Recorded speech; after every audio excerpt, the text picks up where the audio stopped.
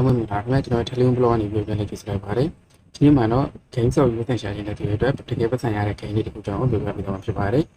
ပထမဆုံးအနေနဲ့ကျွန်တော်တို့ကဒီ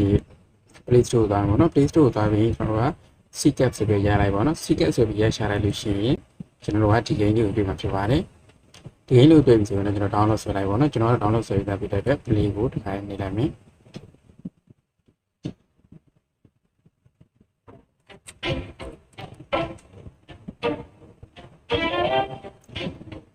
ဒီဒါဆိုရင်ကျွန်တော်တို့ခိန်းနဲ့ရောက်ပြီပေါ့နော်ခိန်းနဲ့ရောက်ပြီဆိုရင်ကျွန်တော်တို့ကဒီပထမဆုံးပေါ့နော်အပေါ်ဆုံးကကျွန်တော်တို့ gas test ဆိုတာကိုကျွန်တော်နှိပ်ပြရမှာဖြစ်ပါတယ်ဒါလေးပေါ့နော် gas test ဆိုတာနှိပ်ပြီးမယ်နှိပ်ပြီးတော့လို့ရှိရင်ကျွန်တော်တို့ကဒီမှာဆိုရင် create account ဆိုပြီးရှိတယ်ပေါ့နော် create account ဆိုတာကိုကျွန်တော်တို့က connect account ဆိုတာကိုဒီဒါဆိုရင်ကျွန်တော်နှိပ်လိုက်ပေါ့နော်နှိပ်ပြီးတော့လို့ရှိရင်ကျွန်တော်ဒီနေရာမှာပေါ့နော် Facebook နဲ့ login ဝင်လာကျွန်တော်ကျွန်တော် Gmail နဲ့ login ဝင်လာစီးနေဖြစ်ရှိတယ်နော်ကျွန်တော်ကတော့โอเคဒါဆိုရင်ကျွန်တော်တို့က game နဲ့ကျွန်တော်ရောက်သွားပြီပေါ့နော် game နဲ့ရောက်သွားပြီဆိုရင်ကျွန်တော်တို့ကဒီမှာပေါ့နော်ဒီဟာလေးကိုကျွန်တော်နှိပ်ပေးမယ်နှိပ်ပြီးလို့ရှိရင်ကျွန်တော်တို့ဒီမှာပေါ့နော်သူကကျွန်တော်တို့ sort လို့ရတဲ့အချိန်ကြီးပေါ့နော်အချိန်ကြီးကျွန်တော်တို့ကအချိန်20ပေးထားရပေါ့နော်အချိန်20ဆော့ဝင်ပေးထားတယ်ဒါဆိုရင်ကျွန်တော်တို့က play ကိုနှိပ်ပြီးတော့ကျွန်တော်တို့ sort ရအောင်ပဲပေါ့နော်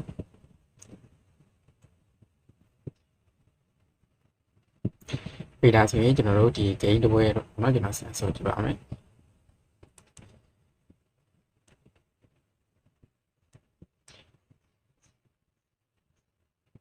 အဲ့တော့ဒီ game ဆော့တဲ့ခါမှာကျွန်တော် VPN ခံပြီးဆော့ပေါ့เนาะ VPN တကယ်လို့ VPN နဲ့မဆော့ဘူးဆိုရင်ကျွန်တော်တို့ point ရတာအကျဉ်းနေပါတယ် point 100 200လောက်ပဲပေါ့เนาะအများဆုံးမှာ300လောက်ပဲကျွန်တော်ရရပေါ့เนาะတကယ်လို့ကျွန်တော်တို့ VPN နဲ့ဆော့မယ်ဆိုရင်တော့ဟိုက point ရတာပိုပြီးများတယ်ပေါ့เนาะ point ရကျွန်တော်တို့က2000နေပြီးတော့4000ထိကျွန်တော်ရမှာဖြစ်ပါတယ်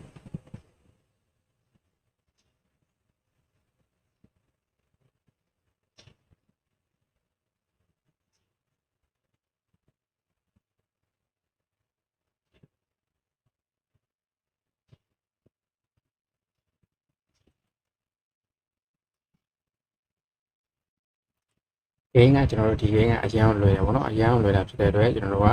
ဒီဂိမ်းကိုဆော့ပြီးတော့ကျွန်တော်တို့ပိုင်ဆိုရင်ကျွန်တော်ပိုင်ခဏရမှာဖြစ်ပါတယ်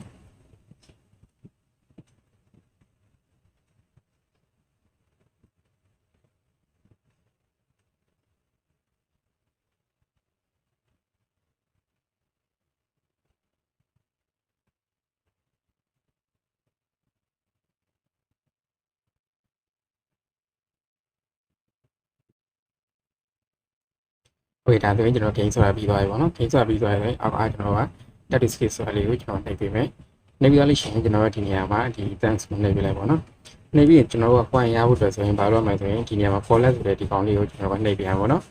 ဒီကောင်လေးနှိပ်လိုက်လို့ရင်ကျွန်တော်ကကြော်ညာတစ်ခုတက်လာမှာဖြစ်ပါတယ်ကြော်ညာ PTG မှာကျွန်တော်တို့ coin ရမှာပေါ့နော်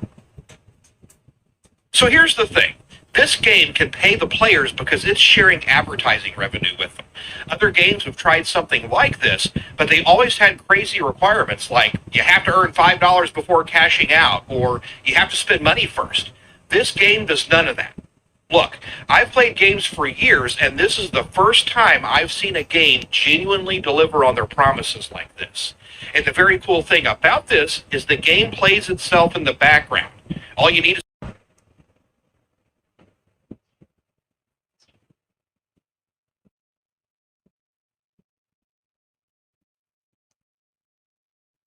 တွေ့တာဆိုရင်ကျွန်တော်ညာကြည့်တာပြီးသွားပြီပေါ့နော်ညာကြည့်တာပြီးသွားပြီဆိုရင်ကျွန်တော်ဒီမှာပေါ့နော်ကျွန်တော်တို့ coin ရမှာဖြစ်ပါတယ်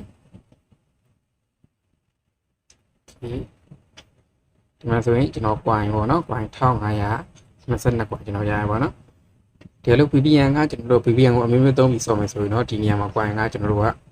အနည်းဆုံး1500နေပြီးတော့ကျွန်တော်4000ကျော်ဒီပေါ့နော်ဒါဆို4500အထိကျွန်တော်ရမှာဖြစ်ပါတယ်โอเคဒါဆိုရင်ကျွန်တော်တို့ဒါ game ဆော့ပြီးသွားပြီပေါ့နော်ကျွန်တော်တို့ရတဲ့ coin တွေကဒီမှာလာပြပေးမှာပေါ့နော်ဒီမှာဆိုရင်ကျွန်တော်မှာဆိုရင် coin 16000ပေါ့နော်16465ရှိတယ်ဒါလို့ကျွန်တော်ပတ်သက်ထုတ်ရှင်ဘယ်လေးထောက်မလဲဆိုရင်ပတ်သက်ထုတ်ရှင်ကျွန်တော်တို့ဒီမှာပေါ့နော် menu ဆိုတာလေးကျွန်တော်ဆက်နေပြီမယ်နေပြီလို့ရှိရင်ကျွန်တော်ကဒီအောက်မှာပေါ့နော်ဒီမှာဆိုရင်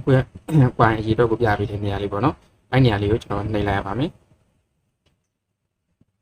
နေပြီးသွားပြီဆိုရင်ကျွန်တော်ဒီမှာပေါ့နော်ဒီမှာတော့ကျွန်တော်ဒါပတ်သက်ထုတ်တဲ့နေရာပေါ့နော် ပတ်စံထုတ်မယ်ဆိုရင်တော့ကျွန်တော်တို့ကအနည်းဆုံး coin 2000ရှိမှကျွန်တော်ထုတ်လို့ရမှာဖြစ်ပါတယ်ဟုတ်နော်အနည်းဆုံး coin 2000ရှိမှကျွန်တော်ထုတ်လို့ရမယ် coin 2000ကလည်းကျွန်တော်တို့ခုနကမျိုးVPN တွေကျွန်တော်တို့သုံးပြီးတော့ soft gain ဆော့မယ်ဆိုရင်တော့ကျွန်တော်တို့3ဘွဲ4ဘွဲလောက်ဆိုရင် coin 2000ရမှာဖြစ်ပါတယ်ဝေဒါဆိုရင်ကျွန်တော်ဒီမှာတော့ဒီအောက်ကတော့ကျွန်တော်စမ်းပြီးထုတ်ထားတဲ့ဥစ္စာပေါ့နော်ဝေဒါကျွန်တော်ဆိုရင်17ရက်နေ့ကကျွန်တော်ထုတ်ထားတာပေါ့နော်17ရက်နေ့ကထုတ်ထားတယ်ပေပဲနဲ့ကျွန်တော်ထုတ်ထားရပေါ့နော်ဒီမှာဆိုရင်ကျွန်တော်တို့ complete ဖြစ်သွားပြီပေါ့နော် complete ဖြစ်သွားပြီဒါတကယ်ထုတ်ရတယ်ပေါ့နော်ဒါဆိုရင်ကျွန်တော်ပေပဲထဲမှာ17ရက်နေ့ဟောတာကိုတစ်ချက်ပြပေးမှာပေါ့နော်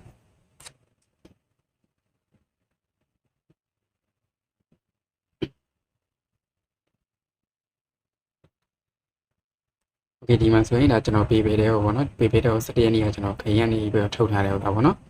0.02 USD ပေါ့နော် coin 2000ဆိုရင်ကျွန်တော်က 0.02 USD ရရပေါ့နော်ဒီမှာဆိုရင် 0.02 USD ပေါ့နော်ကျွန်တော်ပေးပေးရဖို့ရှောက်လာတာဖြစ်ပါတယ်သူကကျွန်တော်တို့က gain ဆော့ရတယ်လွယ်တယ်လို့ပေးတာလည်းနေတယ်ပေါ့နော်ကျွန်တော်တို့က coin 2000မှာကျွန်တော်တို့က 0.02 USD ပဲရတယ်ပေါ့နော်တကယ်လို့ coin 2သိန်းရမှာကျွန်တော်တို့က 0.2 USD ပဲရမယ်တကယ်လို့coin 1 million လောက်မှာကျွန်တော်တို့က$1ရမယ်ပေါ့နော်အဲ့ဒါခုနလိုမျိုးဒီအပြင်းပြေဆော့ဖို့အတွက်ပဲကျွန်တော်ကောင်းတယ်ဗောနော်လုံးဝခုနလိုမျိုးပတ်စံရဖို့ဆိုရင်တော့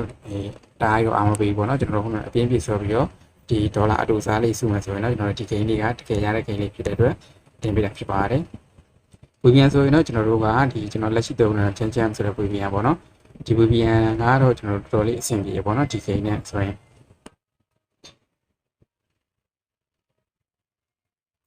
ဒီ Junction ဆိုတဲ့ VPN မှာတော့ကျွန်တော်တို့ကဒီ location တွေကိုတော့ခုနကတစ်ခုပြီးတစ်ခုပြောင်းကြည့်ပါတော့။ဘယ် location ကကျွန်တော်တို့ coin ပို့ရလဲပေါ့နော်။အများသောအားဖြင့်ကျွန်တော်တို့ Japan နဲ့ဆိုတာဖြစ်ပါတယ်။ Japan ကျွန်တော်တို့က coin 1000လောက်ကတော့အနည်းဆုံးရရပါတော့။ coin 1000ရဲ့ကျွန်တော်တို့ခုနကမျိုးcoin 2000ရဲ့ coin 4000ရဲ့ကျွန်တော် Japan location ရခဲ့တာဖြစ်ပါတယ်။ဒီမှာတော့ကျွန်တော်ပြောပြပေးခဲ့ရတော့ကျွန်တော်တို့ဒီ gain ဆော့ရဖတ်ရှာခြင်းတဲ့သူတွေအတွက်တကယ်ရတယ်ပေါ့နော်။ဒီ sweet ဆိုတဲ့ gain လေးကြောင့်ပြပြပေးခဲ့တာဖြစ်ပါတယ်။အားလုံးကျေးဇူးတင်ပါတယ်။